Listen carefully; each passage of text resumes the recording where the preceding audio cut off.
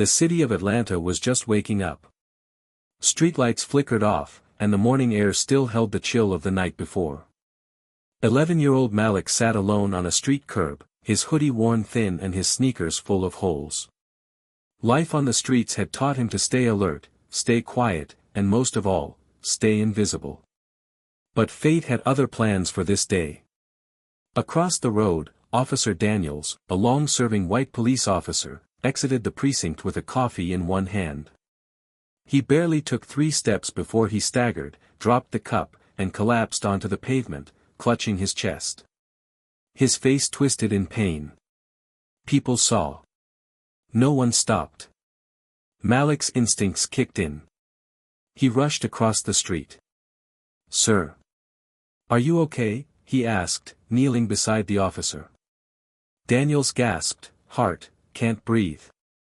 Malik had seen this on a TV in a store window once, a heart attack. Something about aspirin. He checked the officer's belt, found a small first aid pouch, and rummaged through it. Nothing helpful. Thinking fast, Malik ran into the precinct, yelling, "Someone help. The officer outside needs help.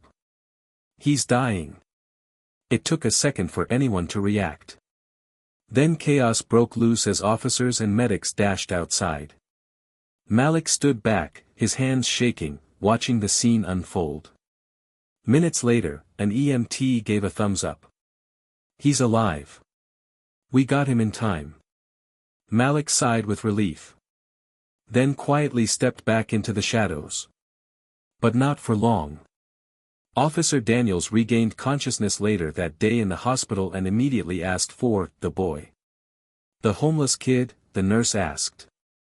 "Yes," Daniels said firmly. "He saved my life. I need to see him." When Malik entered the hospital room, he hesitated. "I didn't mean to cause trouble." Daniels reached out, his voice still weak. "You didn't. You saved my life. I owe you everything." Malik blinked, unsure how to react. No one had looked at him with that much warmth in years. "What's your name, son?" Daniels asked. "Malik." "Well, Malik.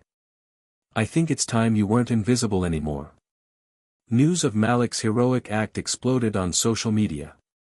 "Homeless boy saves cop" became a trending headline.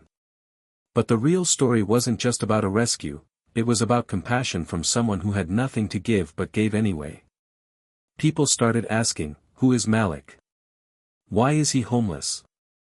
The answers were heartbreaking. His mother died from cancer 2 years ago. His father had disappeared long before. With no relatives and a broken system, Malik had slipped through society's cracks. But now, he was seen. Daniels and his wife began the legal process of adopting Malik. The community came together, raising over $250,000 for his education. Volunteers offered tutoring, therapy, and more. Malik got new clothes, a safe home, and, finally, a family. At a school assembly weeks later, Malik stood on stage, wearing his first real suit, speaking to hundreds. "I used to think nobody cared about kids like me," he said. "I thought people only helped those who already had something. But that day, I didn't save a cop because I wanted fame. I did it because it was right." He paused, then added, "When you see someone hurting, don't just walk by.